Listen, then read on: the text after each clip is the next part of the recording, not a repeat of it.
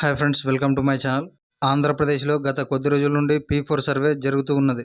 ఇండియాలోనే మొట్టమొదట మన రాష్ట్రం ఈ P4 సర్వేను ప్రారంభించింది. ఇంతకు ఈ P4 సర్వే అంటే ఏమిటి? ఈ సర్వే వలన రాష్ట్ర ప్రజలకు ఉపయోగం ఏమిటి?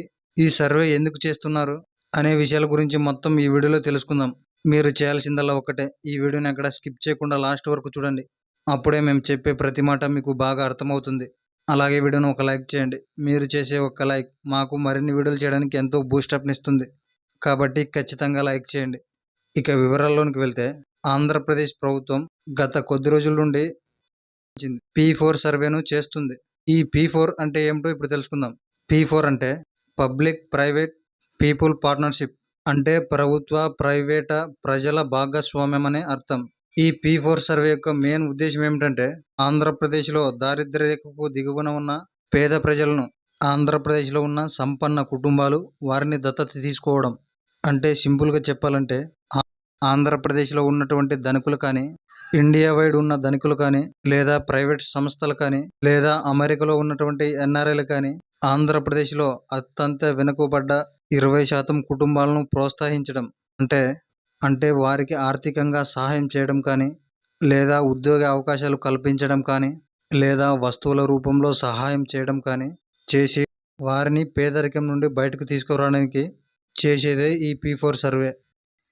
ఈ కార్యక్రమంలో ప్రభుత్వం ఒక సమన్వయకర్తగా వ్యవహరించి సమాజంలోని కుటుంబాలను ఒకరికొకరు సాయం చేసుకునే విధంగా ఒక స్వయం నిర్వాహక సామర్థ్యం కలిగిన వ్యవస్థను నిర్మించడానికి సహకరిస్తుంది.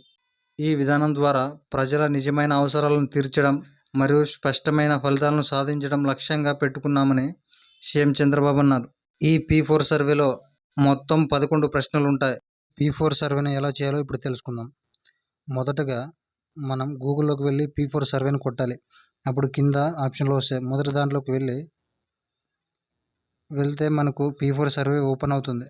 ఓపెన్ అయిన తర్వాత కిందకి స్క్రోల్ చేస్తే ఈ P4కు సంబంధించిన మ్యాటర్ అంతా కింద ఉంటుంది.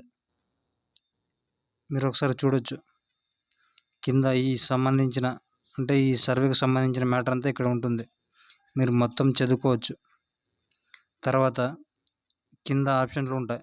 మీ ప్రాంతం ఏదైతే ఉందో, పట్టణ ప్రాంతమా లేదా గ్రామీణ ప్రాంతం అని సెలెక్ట్ చేసుకోవాలి.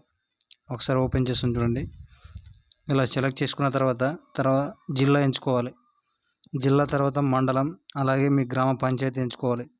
తర్వాత మీ పేరు కరెక్ట్గా కొట్టాలి. తర్వాత వయసు ఎంచుకోవాలి. లింగం మీరు ఫీమేలా మేల్ అనేది ఎంచుకోవాలి.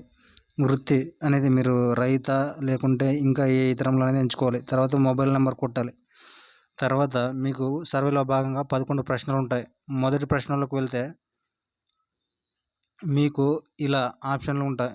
మీకు మొదటి ప్రశ్న చదివిన తర్వాత మీకు ఏది రీజనబుల్గా అనిపిస్తుందో ఆ ఆప్షన్ ఎంచుకోండి. తర్వాత రెండో ప్రశ్నకు వెళ్తే అది కూడా మీరు చదివి ఏ ఆప్షన్ సరిపోతుందో దాన్ని కూడా మీరు ఎంచుకోవాలి.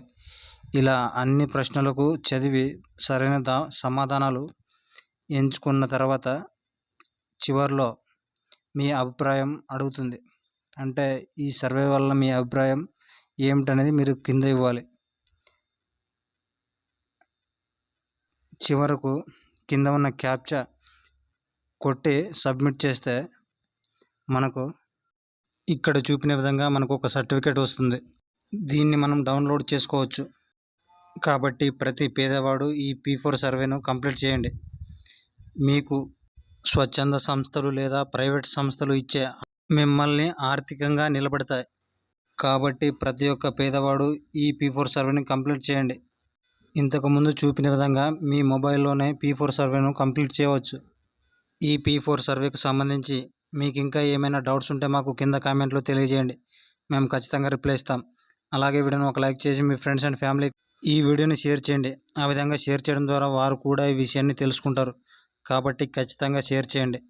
అలాగే వీడియో ఇన్ఫర్మేషన్ కనిపిస్తే మా ఛానల్ను వెంటనే సబ్స్క్రైబ్ చేసుకోండి.